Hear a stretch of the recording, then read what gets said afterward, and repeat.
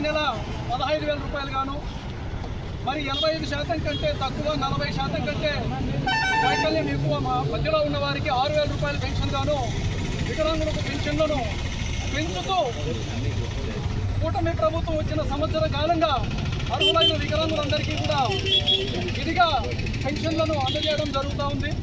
అయితే ఈ ఎన్టీఆర్ భరోసా పింఛన్ల పథకాన్ని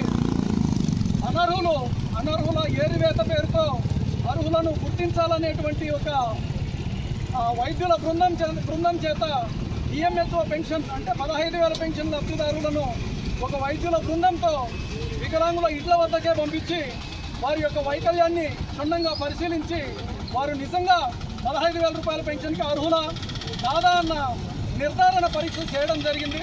మరి వారితో పాటు 85% కంటే తక్కువ 40% కంటే ఎక్కువ ఉన్న వైకల్యం కలిగినటువంటి వికలాంగులకి 6,000 రూపాయల పెన్షన్లను కూడా వారిని కూడా వెరిఫై చేయాలనే పేరుతో జిల్లా కేంద్రాలలో ఏర్పాటు చేసినటువంటి సదరం క్యాంపులకి ప్రతి ఒక్కరికి గ్రామ సచివాలయాల ద్వారా నోటీసులు పంపించి ఆ నోటీసులో పొందుపరిచినటువంటి తేదీలలో వికలాంగులందరినీ కూడా రీఅసెస్మెంట్ వారి యొక్క వైకల్యాన్ని పునః పరిశీలించడం జరిగింది.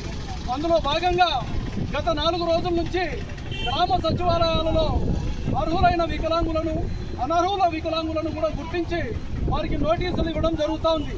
అయితే ఈ బంగారుపాళ్యానికి చెందిన హర్షద్ అనే అతను వయసు 40 సంవత్సరాలు దాటుతున్నప్పటికీ అతనిలో చేతులు కానీ కాళ్ళు కానీ చలనమే లేదు. కనీసం అతను బాత్రూమ్ వెళ్ళాలన్నా కూడా వాళ్ళ తండ్రి కానీ తల్లి కానీ 2 చేతుల మీద తీసుకెళ్లి బాత్రూమ్ కూర్చోబెట్టి తిరిగి మళ్ళీ మంచం మీదకి తీసుకొచ్చి పనుకోబెట్టాల్సినటువంటి పరిస్థితి. గత 2 రోజులుగా కూడా ఈ హర్షద్ అనేటువంటి అబ్బాయికి సంబంధించింది మనం సోషల్ మీడియాలో కూడా చూడడం జరుగుతూ ఉంది. మరి అదే కోణంలో తగ్గువారిపల్లికి చెందిన 170 గొల్లపల్లికి చెందిన ఈశ్వర్ అనే అబ్బాయికి కుడికాలు పూర్తిగా పుట్టుకతో వైకల్యం పోలియో అది. అతనికి గతంలో 15,000 రూపాయల పెన్షన్ వచ్చేది. ఇప్పుడు అతను వికలాంగుడే కాదని చెప్పనేసి ఇదే వైద్యులు సచివాలయం ద్వారా అతనికి నోటీస్ ఇవ్వడం జరిగింది. మరి తగ్గువారిపల్లికి చెందిన షామీర్ భాష అనేటువంటి ఇతను పూర్తిగా 4 అంతస్తుల భవనం నుంచి పడిపోయేసి బాడీలో శరీరంలో ఏ అవయం కూడా పనిచేయనటువంటి పరిస్థితి. అతను కూడా మంచానికే పరిమితమై ఉన్నాడు. మరి అతనికి కూడా గతంలో 15,000 రూపాయల పెన్షన్ వచ్చేది. అతను కూడా వికలాంగుడే కాదని చెప్పనేసి ఇప్పుడు సచివాలయం నుంచి నోటీస్ ఇవ్వడం జరిగింది. మరి ఐరాల మండలం వైఎస్ గేట్కి చెందిన ఏకాంబరం పూర్తిగా 2 కాళ్ళు పనిచేయక ఫ్లోర్ వాకర్ అతను దేకుతూ నడవాలి. అతనికి ఇప్పటి వరకు కూడా 15,000 రూపాయల డిఎంహెచ్ఓ పెన్షన్ మంజూరయ్యేది.